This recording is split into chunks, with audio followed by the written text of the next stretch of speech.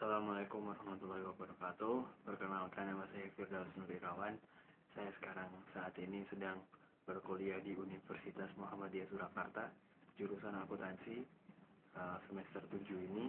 Dan di sini saya memenuhi tugas tentang makul akuntansi internasional dengan dosen pengampu Pak Mahameru. Dan di sini saya akan mempresentasikan tentang bab pelaporan dan pengungkapan. Langsung saja, dalam pelaporan dan pengungkapan di sini itu terdapat 4 pilar. Yang pertama itu tentang pengakuan, dan yang kedua itu tentang pengukuran, yang ketiga adalah pelaporan, dan yang keempat adalah pengungkapan. Dan definisi dari pelaporan itu sendiri adalah penyajian informasi akuntansi dalam bentuk laporan keuangan dan informasi penjelas lainnya. Lalu untuk definisi dari pengungkapan, yaitu menyediakan informasi guna meningkatkan pemahaman mengenai instrumen keuangan terhadap posisi keuangan, arus kas, dan penilaian kinerja, serta perkiraan tentang kepastian masa yang akan datang. Lalu, dalam pelaporan dan pengungkapan ini merupakan suatu komunikasi oleh pihak perusahaan terhadap pihak eksternal atau investor. Karena apa? Karena dalam sebuah perusahaan itu sangat membutuhkan yang namanya seorang investor.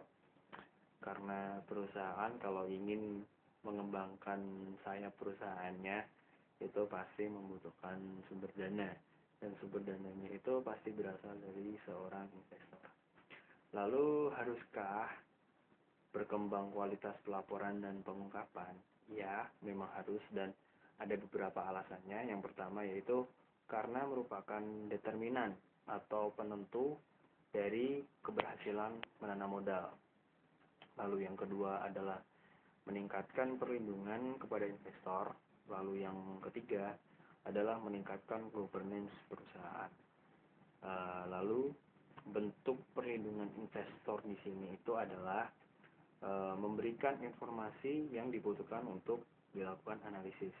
Jadi sebuah perusahaan itu pasti harus memberikan sebuah informasi tentang laporan keuangan suatu perusahaannya tersebut kepada investor, agar investor itu bisa percaya terhadap perusahaan tersebut. Dan tentunya laporan keuangannya itu pasti harus akurat, karena supaya investor tersebut bisa percaya dan ingin juga mengembangkan perusahaan tersebut. Lalu kita lanjut. Di sini juga ada yang namanya Bapepam ya. Bapepam di sini itu berfungsi untuk mengatur standar pelaporan dan pengungkapan.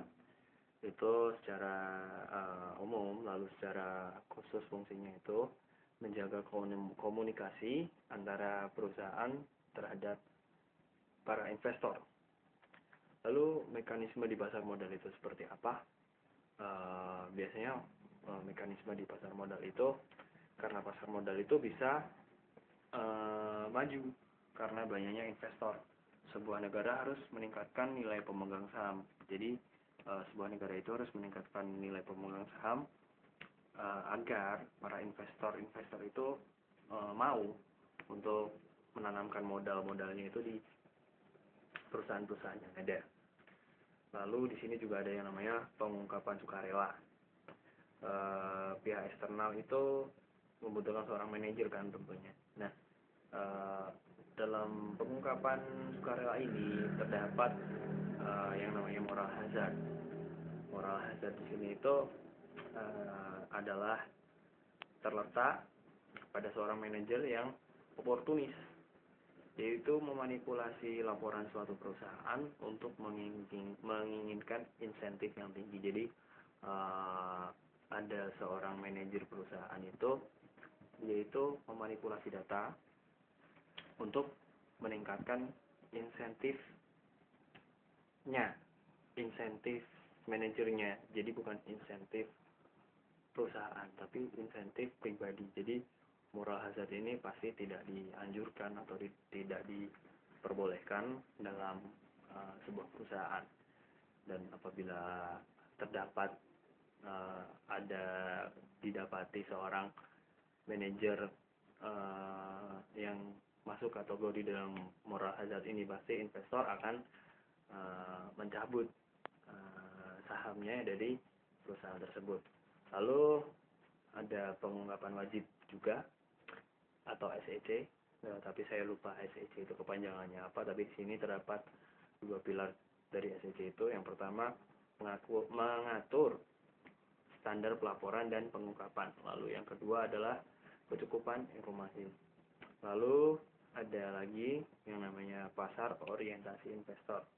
Nah, pasar orientasi investor di sini terdapat 4 cakupan. Yang pertama, efektif. Yang kedua, fleksibel dan bebas. Dan yang ketiga, transparan.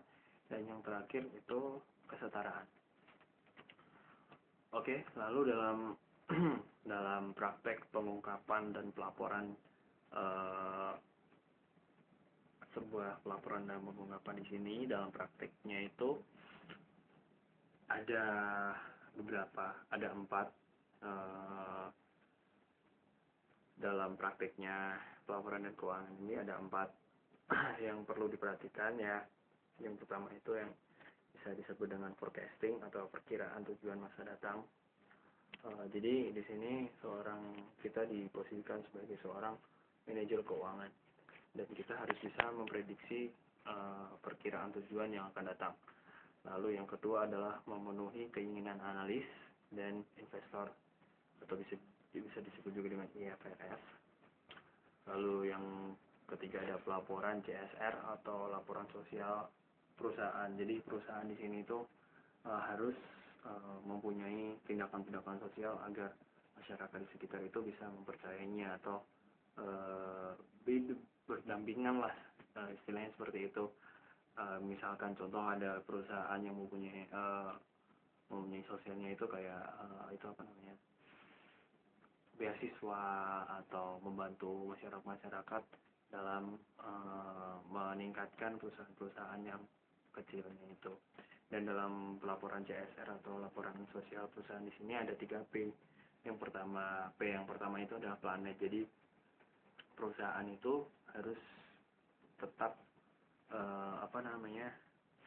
memperhatikan planetnya ini juga, planetnya kita kan bumi, jadi planet itu harus diperhatikan oleh perusahaan. Jadi kalau misal buang limbah itu yang sesuai dengan takarannya, contohnya seperti itu. Yang kedua adalah people di sini adalah yang dimaksud adalah tentang yang pertama pasti dari keorganisasian dari perusahaan tersebut, dari pimpinannya, dari manajer-manajernya, dari karyawan-karyawannya. Pastinya kalau dalam internnya aja udah bagus, pasti dalam sosial keluarnya, dalam masyarakat itu pasti juga akan bagus juga. Lalu P yang terakhir di sini adalah profit. Pasti setiap perusahaan itu menginginkan profit, labanya tinggi, dan pastinya perusahaan harus meningkatkan mutu kualitas produknya agar mendapatkan profit dari produk tersebut. Lalu yang terakhir di sini adalah pengungkapan governance perusahaan. Oke, demikian presentasi dari saya. Apabila masih ada kekurangan mohon dimaafkan.